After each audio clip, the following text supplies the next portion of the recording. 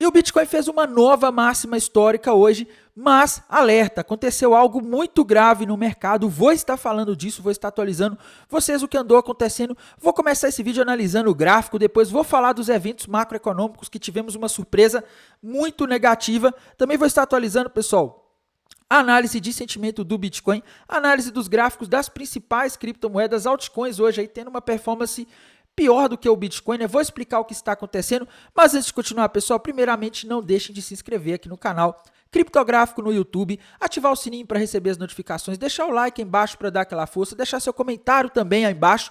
E pessoal, se vocês ainda não seguem o nosso canal no Telegram, não deixem de seguir, porque lá as novidades, as notícias relevantes sobre o mercado chegam em primeira mão, tá? Então, o link vai estar fixado aí no primeiro comentário deste vídeo e bora lá falar do que está acontecendo. E vamos começar pelo gráfico. Pessoal, conforme alertamos nos últimos dias, o Bitcoin rompeu o que parece ser ali uma flâmula, né? Um padrão ali conhecido também, que alguns podem considerar um triângulo simétrico, outros podem considerar flâmula, tá? Pelo contexto da tendência de alta, a gente considera aqui como flâmula, tá? E o alvo dessa flâmula, pessoal, está ali na região dos 117 mil dólares aí que eu falei no último dia, tá? Isso mesmo. 117 mil dólares, o Bitcoin ainda não bateu, então ele está seguindo aí a análise dos últimos dias que a gente tem alertado, que é alta, né? A possibilidade aí de subida do preço. E apesar dos movimentos rápidos que a gente teve hoje, né? O mercado liquidou os vendidos, depois ele caiu aqui, liquidou os comprados também, o pessoal que se alavancou na alta hoje se deu mal, tá? Quem alavancou ali por volta dos 107 mil dólares aí, viu o mercado derreter ali para 106 e depois recuperou tudo, tá? Apesar disso tudo, a tendência ainda continua sendo de alta, não consigo ver algum outro padrão que indique algo diferente. Para mim, o Bitcoin tende aí na região ali, pelo menos dos 114, 112 mil dólares, que é o alvo daquele triângulo ascendente que ele rompeu ontem, tá para cima. Então, gráfico do Bitcoin aponta para alta aí nos próximos dias, mas atenção, meus amigos, porque hoje tivemos uma das piores quedas do mercado americano dos últimos tempos, tá? Tainan, o que aconteceu? Por que a gente teve essa queda forte no SP500 ali após as 14 horas da tarde? E a resposta é bem direta, pessoal. A causa disso aqui foi o leilão de títulos de 20 anos do Tesouro dos Estados Unidos que aconteceu hoje, tá? Esse leilão aí que aconteceu ali às 13 horas no horário de Brasília, tá? Que é o meio-dia ali do horário dos Estados Unidos, marcou o pico do mercado americano e até mesmo do Bitcoin, porque foi a partir daquela hora ali que o Bitcoin começou a corrigir, tá? Então, a gente vê aqui, meus amigos, que infelizmente a gente teve aí uma surpresa negativa para o mercado, né? O que aconteceu aqui foi basicamente o seguinte, meus amigos. O leilão ele teve uma demanda muito fraca e isso fez, pessoal, com que os juros ali dos títulos de 20 anos, né? Deixa eu ver se eu acho eles aqui, né? Eu acho que o código deles na TradingView é US20. Deixa eu ver. Eu acho que esse daqui, tá? Esse mesmo. Esse aqui, pessoal. Aliás, esse aqui é o preço do bonde, né? É o rendimento dos juros ali, tá? Deixa eu ver aqui.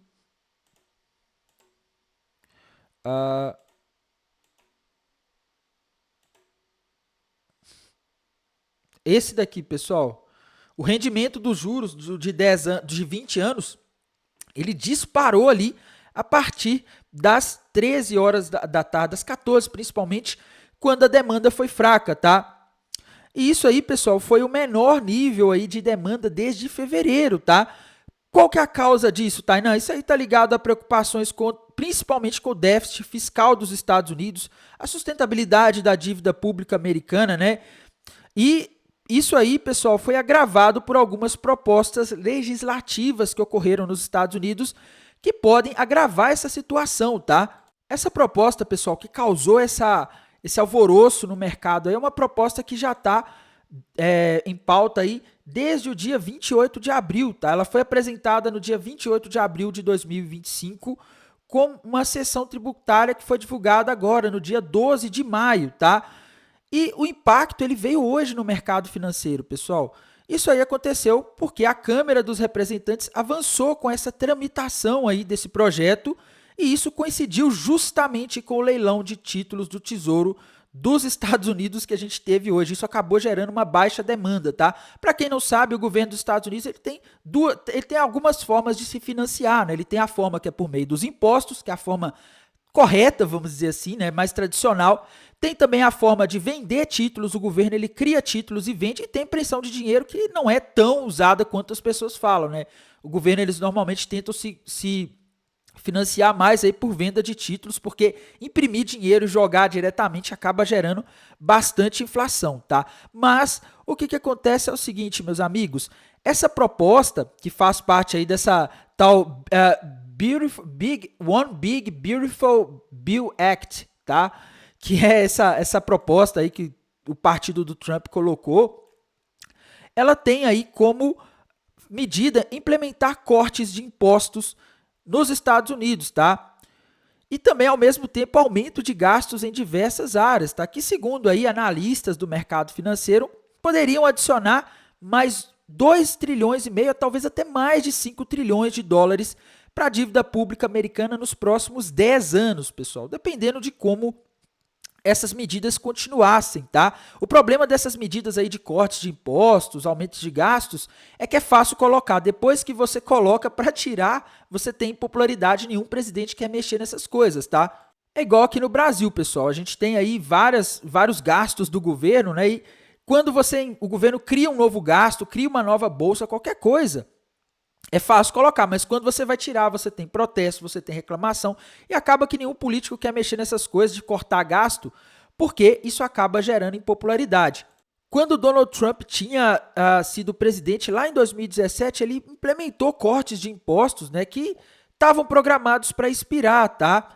E as novas e com isso, essa proposta vem trazendo aí uma extensão desses cortes de impostos que o Donald Trump implementou lá em 2017 e que expiraram, tá? A gente também, pessoal, teve nessa proposta dedução de alguns impostos, principalmente em isenção sobre gorjetas, horas extras, né, e benefícios da presidência, tá? Esse pacote aqui também inclui aumento de gastos em defesa e segurança, alocação de 150 mil dólares adicionais, 150 bilhões de dólares adicionais e mais 70 bilhões para defesa e segurança da fronteira, tá? Então isso aqui, meus amigos, é uma verdadeira bomba para o orçamento público dos Estados Unidos, tá? Ele também implementa algumas alterações em programas sociais, tá? Requisitos aí de trabalho para benefício do Medicare, né, que é o plano de saúde, que é o SUS dos Estados Unidos, tá? Cortes em subsídios para energia limpa, algumas coisas assim, tá? Fato é, pessoal, que se a gente for resumir, isso daqui são propostas que aumentam o déficit público, tá? Você está cortando impostos, que são uma forma de arrecadar investimentos, e ao mesmo tempo você está aí fazendo um aumento de gasto, né? Então é como se você estivesse diminuindo o seu salário e aumentando aí os seus gastos. O resultado disso, você vai se endividando cada vez mais, você vai parcelando ali no cartão sua dívida, vai chegar uma hora que você não consegue rolar. Esse é o medo do mercado e é por isso que a gente teve hoje esse salto no rendimento dos treasuries, tá? Tanto ali, além do de 20 anos que subiu, que foi o que a gente teve o leilão hoje, teve também aqui o de 10 anos que também subiu, o de 30 anos também subiu, tá? No fim, a gente teve uma subida das taxas de juros longos, isso causou uma queda das bolsas aí, principalmente nos Estados Unidos, que estão sendo mais afetados, tá? Mas apesar disso, pessoal, o Bitcoin seguiu aí subindo, tá? Mas atenção, porque amanhã a gente vai ter dados macroeconômicos importantes. Isso que a gente teve hoje, pessoal, foi uma surpresa, tá? Porque na maioria das vezes os leilões de títulos não pegam a gente de surpresa, como aconteceu hoje. Amanhã, pessoal, a gente vai ter às 9h30 da manhã pedidos iniciais para o seguro-desemprego. Inclusive, eu vou estar fazendo uma live lá no canal Educação Real Oficial, tá? Acompanhando a divulgação desse dado. A live começa às 9 horas. Às 10h45 a gente vai ter PMI industrial de maio, dado importante também, tá? PMI do setor de serviços de maio, também dado importante. Venda de casas usadas ali às 11 horas da manhã, tá? Eu penso, pessoal, que para algum desses dados que vão ser divulgados amanhã derrubarem o mercado, eles precisam vir muito diferentes do que o mercado espera, tá? Principalmente muito acima do que o mercado espera. Porque, por exemplo, vamos supor que, aliás, muito melhores, né? Se os dados mostrarem economia forte, vamos supor que amanhã os pedidos iniciais do seguro-desemprego vem muito abaixo, vem abaixo de 200 mil, por exemplo, a expectativa é 230. A gente poderia ver o mercado talvez caindo, porque o mercado iria entender que o mercado de trabalho segue muito forte, o que é um sinal de que a economia está aquecida. Se a economia está aquecida, você aí não precisa de um corte urgente de juros por parte do Fed, mesmo com a inflação caindo, tá? Então isso aí reforçaria a narrativa de que o Fed não vai cortar os juros agora e poderia provocar uma queda no mercado. Essa é a minha expectativa para esse dado, caso ele venha muito diferente, tá? Se ele vier aí muito acima também, sei lá, acima de 300 mil, já também seria um susto para o mercado poderia começar a ficar com medo de recessão. Eu particularmente acredito que ele vai vir aí próximo do esperado, tá?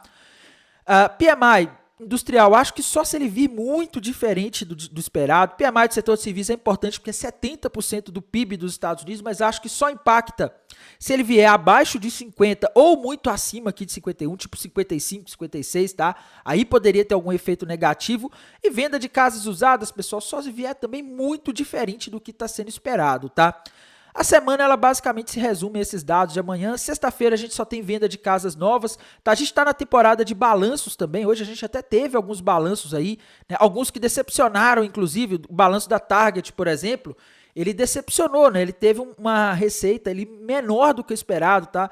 Mas enfim, não é a empresa aí mais relevante. Para mim, o próximo balanço relevante é o que a gente vai ter na semana que vem, que é o da Nvidia, tá? Esse balanço, sim, na minha visão, ele tem algum impacto, ele pode impactar o mercado, é lógico, dependendo de como ele vier. O mercado vai estar atento na semana que vem no guidance que os gestores da Nvidia vão dar para o mercado, tá? Em termos de análise de sentimento, pessoal, a gente tem o mesmo aí que a gente já via ontem, tá? A maioria das pessoas seguem apostando na queda. A gente vê aqui que o long short ratio do Bitcoin está em 0,55, o que quer dizer que a gente tem quase 2 pessoas apostando que o Bitcoin vai cair para cada pessoa que aposta que vai subir, e a gente sabe que o mercado de criptomoedas geralmente ele faz o contrário do que a maioria está esperando. Se a gente tem aqui a maioria apostando na queda, é mais provável que ele continue subindo, tá? Então a gente vê aqui a análise do gráfico está indicando alta, a análise aqui do TRDR está indicando alta. Quando a gente vai aqui para o Liquidation Rich Map da High Block, a gente vê mais liquidez abaixo, né? A gente vê que principalmente na região dos 101.500 tem bastante liquidez. Eu particularmente tenho minhas dúvidas se o Bitcoin vai até os 101.500. Primeiro, essa liquidez começou a se formar quando o Bitcoin estava lá na região dos 102, tá? Ele já subiu, já chegou a bater quase 110 hoje, né? Então, muitas dessas posições aí alavancadas que foram abertas ali na região dos 102 podem ter sido fechadas, tá? Então, não dá para garantir que a gente tem toda essa liquidez mais aqui abaixo, enquanto tem surgido os novos níveis de liquidez acima, tá? Lá na região dos 112, região dos 111, tá? Região ali dos 110. Então, esses aí são os pontos críticos, pessoal. São pontos aí que a gente poderia ter aí como que eu posso dizer? Uma busca por liquidez, já que a maioria segue apostando na queda ali, como a gente viu lá no TRDR agora há pouco. Inclusive, eu não duvido que o Bitcoin venha ali no 112, como o gráfico aqui, como o mapa de calor está mostrando, tá? A gente tem bastante liquidez ali no 112, tá? Então, assim, meus amigos, quando a gente olha gráfico, análise de sentimento, tudo indicando alta, tá? A gente teve esse susto hoje ali no mercado americano com esse leilão aí que não foi bem, mas por enquanto é um susto isolado, pessoal. A gente tem que ver se os dados macroeconômicos amanhã não vão aí colaborar aí para uma expectativa de piora do cenário macroeconômico, tá?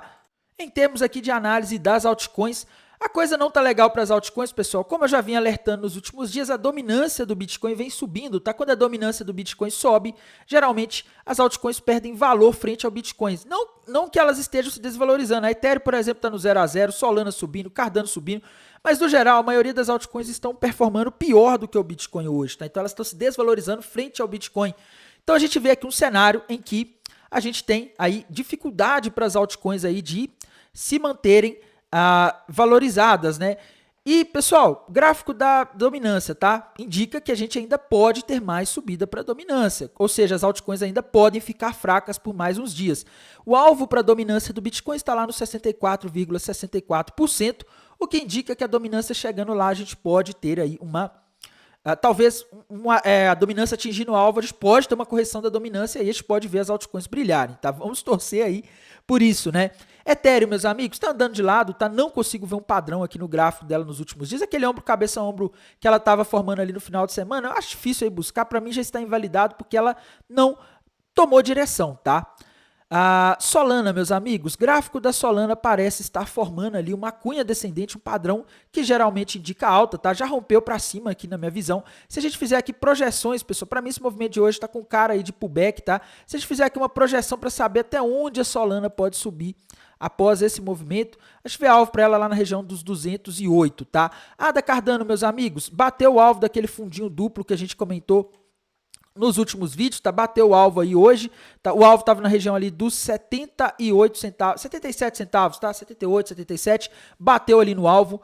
Binance Coin, meus amigos, rompeu para cima ali uma cunha descendente com alvo ali na região de aproximadamente $715, tá? Então Binance Coin aí com aí projeção de subida, tá? XRP, meus amigos, XRP não formou nenhum padrão por enquanto ainda não, tá? A gente tem que aguardar aqui e ver se ela vai formar algum padrão confiável. Dogecoin, pessoal, também rompendo aí uma cunha descendente aí para cima, tá? O alvo desta cunha está ali na região de aproximadamente 29 centavos de dólares, tá? Token Tron, pessoal, tá andando de lado aí, não tem padrões gráficos novos, tá? Token Ton do Telegram, meus amigos, tá andando de lado também, meus amigos. Avax, tá andando de lado aí, já dá para considerar aí, talvez até que ela já bateu esse alvo desse topo duplo. Eu não sei, tá, pessoal? Não dá para dizer que ela invalidou. A Avax eu não estou muito seguro aqui dos padrões gráficos dela, não.